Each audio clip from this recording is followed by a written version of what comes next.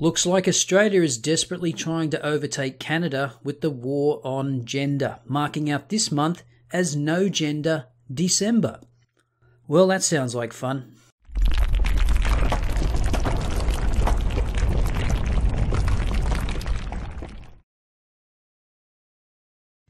Parents urged to buy a boy a Barbie as part of No Gender December. Australian parents are being urged to buy a boy a Barbie this Christmas and adopt a No Gender December. The Good Education Group, oh well, nothing to worry about then. They're called Good Education Group. A leading educational publisher is the latest organisation to join the movement against gender stereotype toys and presents.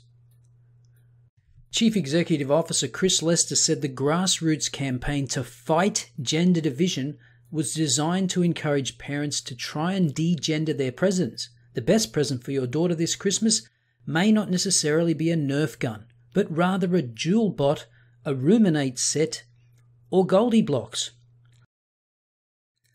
Now, if you've never heard of these toys, don't feel bad, most of us haven't, but let's check some of them out.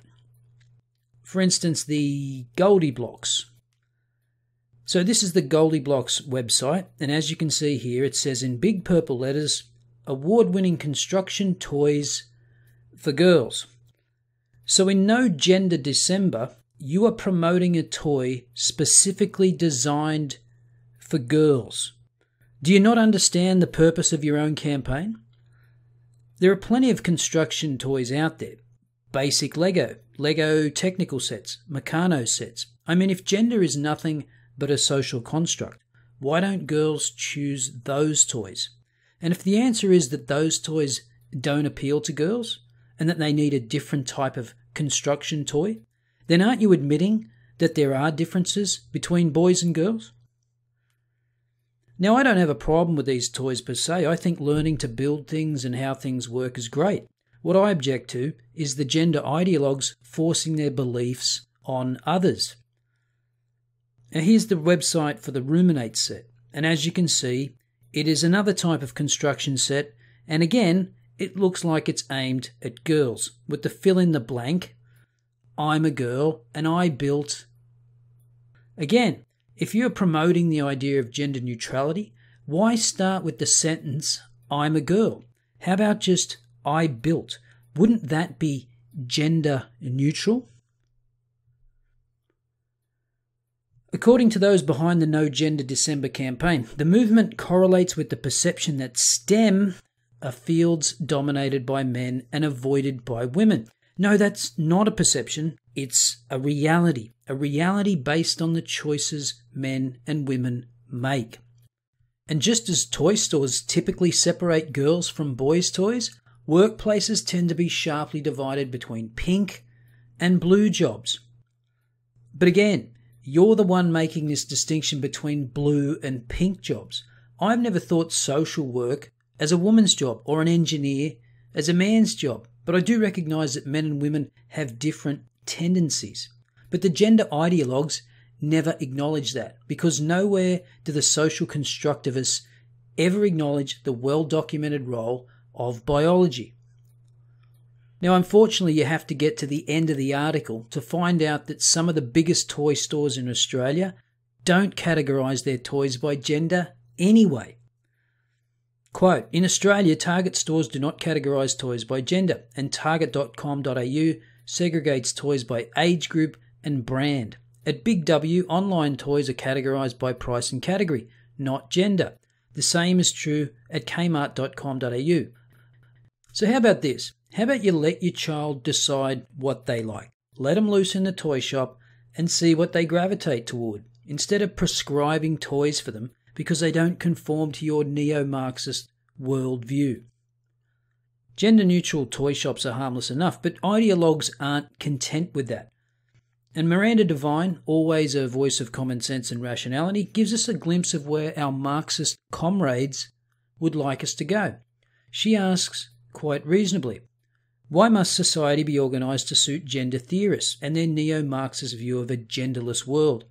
The truth is that feminism has been perverted away from being about true equality of opportunity for both sexes into a social engineering experiment that turns biology on its head.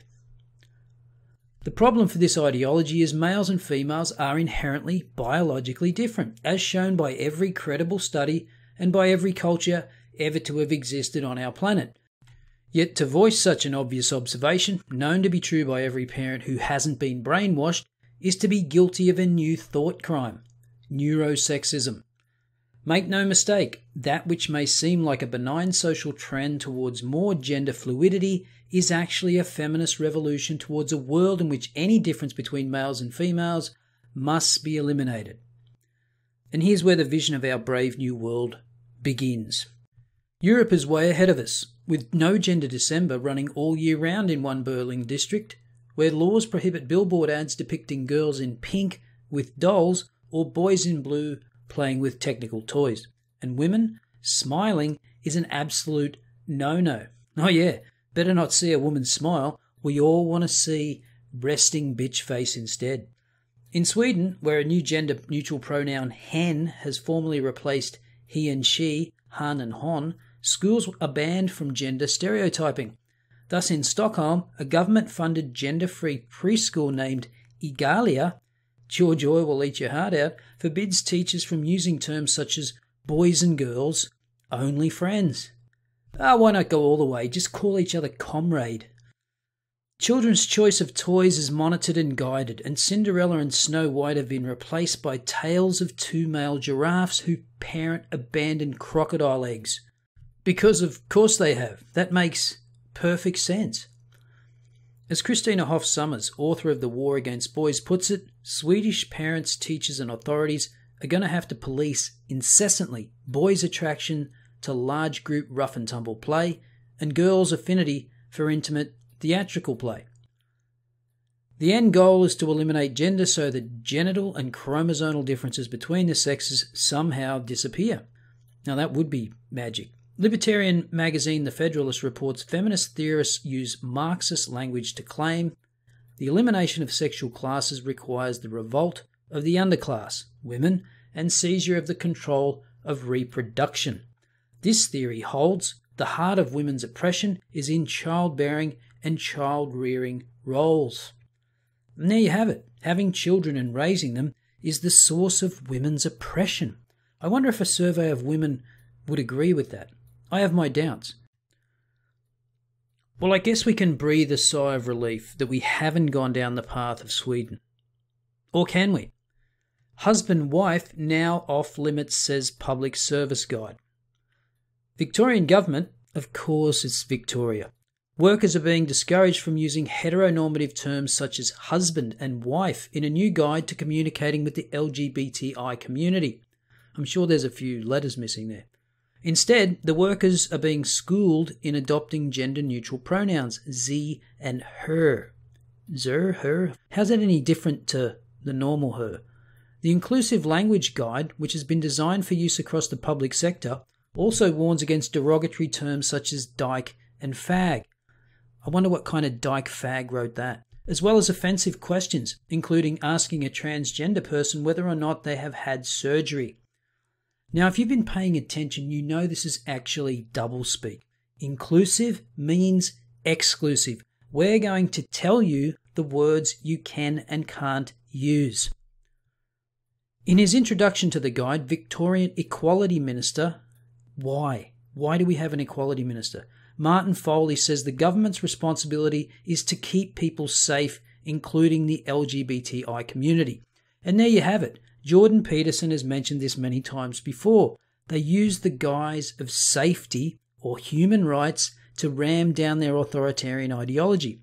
It's the same strategy every time. They're all operating from the same playbook. The guide is one of the ways in which we are addressing and eradicating homophobia, biphobia and transphobia, he says. Ro Allen, the state's first Gender and Sexuality Commissioner, encourages businesses also to use the guide, saying that equipping people with correct language will promote safer spaces for LGBTI Victorians. Well, first of all, why does Victoria have a Gender and Sexuality Commissioner? Another totally useless waste of taxpayer money. And listen to the arrogance. Equipping people with the correct language. George Orwell will be proud. While the document aims to counter the prejudice and stereotypes experienced by LGBTI people, it has been ridiculed for pushing contested ideology about gender as a social construct. No shit. Centre for Independent Studies senior research fellow Jeremy Samet said the language guide appeared to have been dictated by academics wielding their critical postmodernist theory of the world, who were determined to force it on the rest of us. It's a totalitarian project dressed up as liberation theory, he said. I would think it's possible to treat people with respect and respect people's privacy without resorting to this. That's exactly right. Liberation theory, safety, human rights, all euphemisms for cultural Marxism based on social constructionist nonsense. Dr. Samet said the state Labor government, which has been increasingly active in LGBTI causes, risked alienating those voters more concerned about economic management, crime, and education standards. Yeah, the real issues that actually affect ordinary people. The Coalition's Parliamentary Secretary spokesman Tim Smith described the guide as minority fundamentalism gone berserk.